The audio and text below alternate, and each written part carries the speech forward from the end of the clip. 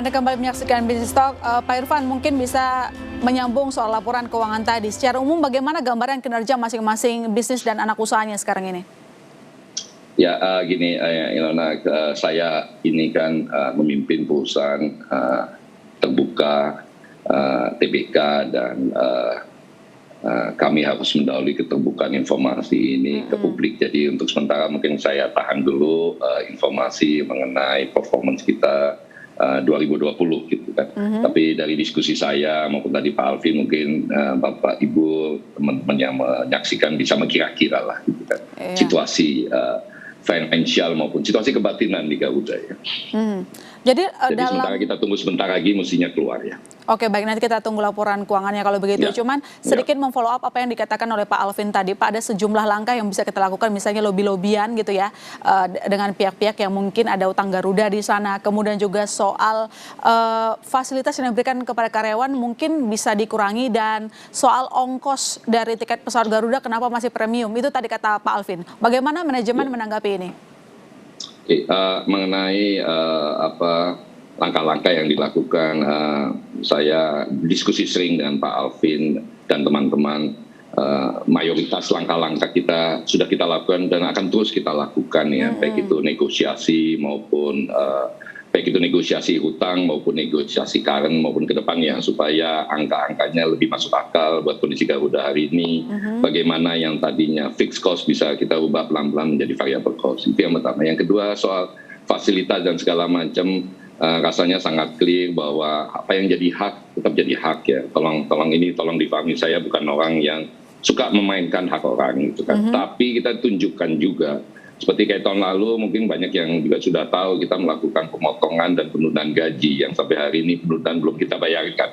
Dan yang paling besar adalah direksi dan komisaris sebesar 50%. Fasilitas direksi yang lainnya nggak ada satupun yang kita ambil kecuali ya mobil dinas lah yang kita ambil, dan itu pun mobil dinas yang kelihatan dari luar fantastik, Alphard padahal itu bekas taksi gitu kan. Jadi kita tahu diri juga lah dalam kondisi ini, kita nggak boleh bermewah-mewahan, tapi kita juga nggak mau menunjukkan hipokritisme kita, kemudian misalnya datang ke kantor di Cengkareng naik ojek gitu kan, rasanya juga nggak pantas gitu kan. Tapi yang kita lakukan yang pantas-pantas saja.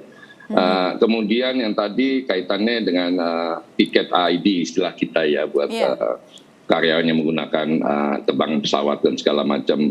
Sebenarnya tanpa diminta, banyak karyawan Garuda dan mayoritas karyawan Garuda itu sangat mengerti kok, bahwa kemudian mereka tidak memaksimalkan manfaat yang selama ini mereka peroleh. Saya sendiri jarang memanfaatkan itu. Tiket gratis yang diberikan oleh perusahaan kepada Dirut sepanjang tahun 2020, nggak sekalipun saya manfaatkan gitu. Karena apa?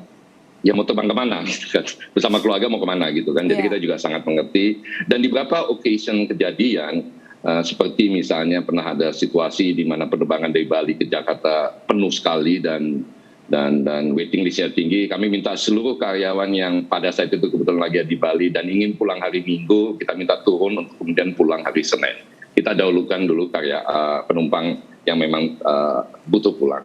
Soal harga ini memang diskusi yang sangat menarik. Kenapa kita pakai harga premium, kenapa nggak kita discounted? Yang mohon difahami, Garuda ini memang mengambil posisi, mengambil harga premium. Tapi kita juga menyadari bahwa banyak Garuda lovers gitu yang pengen terbang dan pengen memperoleh harga yang lebih murah, atau istilahnya kita bukan istilah diskon tapi promo. Saya ini sebelum masuk Garuda ini juga penggiat mencari promonya Garuda gitu kan. Saya maunya naik Garuda tapi juga mungkin mahal gitu kan. Tapi tolong difahami, di balik kemahalan harga kita ada isinya gitu kan. Seperti disampaikan tadi, kita ini satu-satunya masih mempertahankan distancing. Ya, jadi ada jarak gitu kan. Kita terus menerus menjalankan kewajiban kita untuk lebih dekat dengan customer. Mungkin pernah dengar juga slogan kita because you matter gitu kan. Ini kita lakukan bukan apa-apa, tapi memang customer hari ini, penumpang hari ini nomor satu gitu. Dan yang terakhir adalah safety. Safety ini Anda nggak bisa compromise. Anda nggak bisa compromise, dan kalau kemudian harga diturunkan, kita pernah melakukan di manajemen sebelumnya sebuah upaya memenuhi penumpang ke dalam pesawat, atau istilahnya seat load factor, dimaksimalkan, tapi dengan cara dikurangi harganya, itu rugi juga gitu kan. Kami sekarang lebih memilih memberi opsi kepada para penumpang, tapi kita sangat getol sekarang untuk mengisi kargonya. Jadi kalau Bapak Ibu pemirsa menyaksikan Garuda kosong, jangan-jangan di bawahnya kargonya penuh gitu. Dan kita masih terbang ke luar negeri dengan bawa kargo. Saya selalu bangga cerita bahwa kita partisipasi sangat aktif untuk ekspor dari Manado ke Narita, dari Makassar ke Singapura, dari Bali ke Hong Kong. Hanya bawa apa? Hanya produk-produk marine produk dari Indonesia Timur gitu. Baik, artinya ada jaminan ya, meskipun perusahaan rugi, tetapi maintenance tetap jalan gitu. Jadi masyarakat tidak perlu khawatir gitulah ya. Saya ke Mbak Titis kalau begitu. Mbak Titis, bagaimana pandangan redaksional atas masalah yang dihadapi Garuda? Apakah Garuda masih bisa bangkit? Nah, ini menarik, tadi Pak Irfan sudah memberikan penjelasan yang sangat panjang lebar dan menurut saya cukup transparan untuk menggambarkan bagaimana sesungguhnya kondisi Garuda. Nah, sebetulnya kalau kita tadi melihat ini turbulensi yang terjadi di Garuda, sesungguhnya itu sudah terjadi, kalau saya menarik Pak Irfan dan juga teman-teman, bahwa 10 tahun belakangan, tahun 2000 sampai sekarang sebetulnya masalahnya memang berbeda-beda, tapi memang turbulensi. Tahun 2000 saya masih ingat betul bahwa ketika itu Garuda juga terbebani utangnya juga cukup besar. Kemudian pilihannya juga direstrukturisasi, dulu malah sempat ada wacana untuk dilakukan likuidasi atau dijual.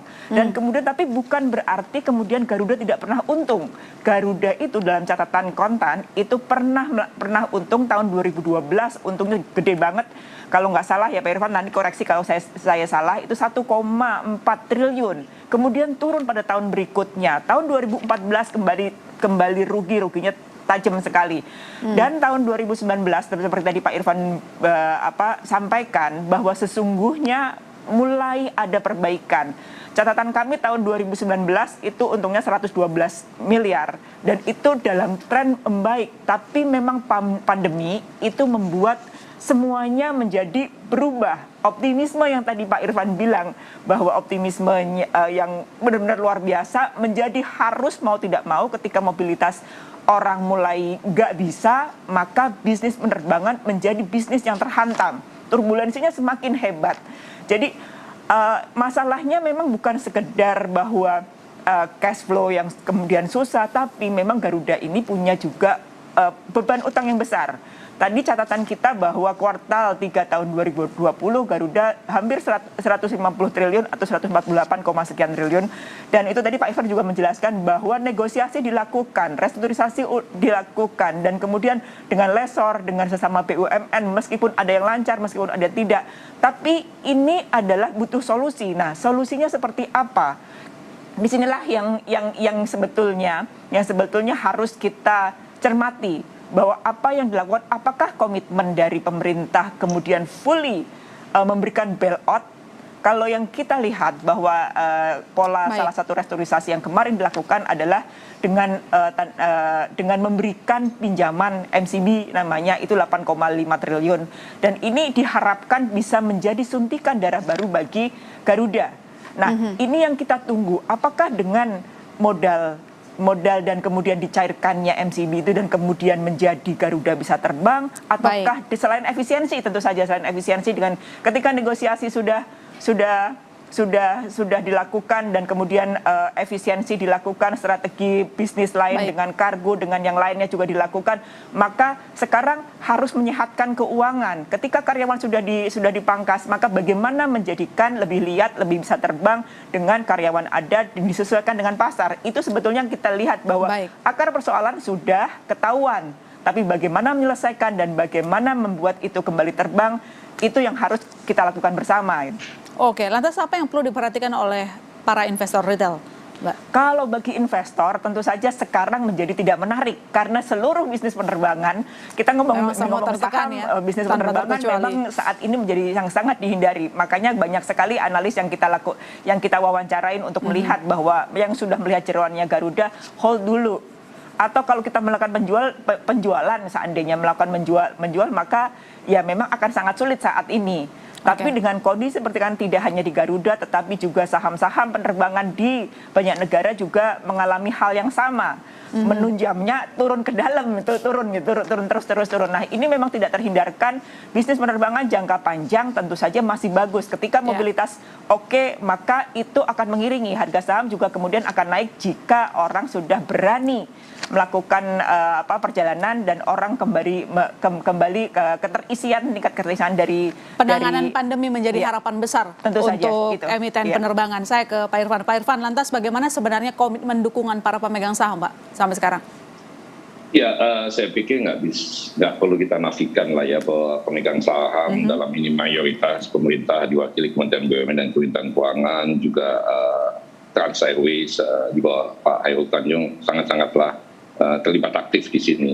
Memang tadinya direncanakan 8,5 triliun MCB, memang di dalam perjalanannya ada proses klasifikasi arrangement tertentu, dan sampai hari ini kita baru dapat menikmati 1 triliun. Kita lagi terus-menerus melihat cara apa yang paling pas, karena ini ada juga soal compliance, soal governance yang kita perlu sama-sama jaga gitu kan. Tapi betul tadi yang disampaikan, yang paling penting sebenarnya yang pertama adalah bagaimana kita lewati situasi seperti ini dengan sebaik-baiknya. Tapi melewati satu hal yang jauh lebih penting adalah seperti apa Garuda ke depan. Gitu. Dan kalau Garuda terus-menerus nanti setelah pandemi ini berbentuknya seperti kayak Garuda masa kini atau masa lalu, nggak ada gunanya juga kita kemudian melakukan ini semua gitu kan. Dan saya sih kasih pesan ke tim yang kerja siang malam bikin planning, diskusi sama banyak pihak, melakukan setup strategi marketing, strategi branding dan segala macam. Saya cuma katakan kita mesti pastikan Garuda ke depan itu adalah Garuda yang sangat siap kalau ada pandemi lagi, sangat siap.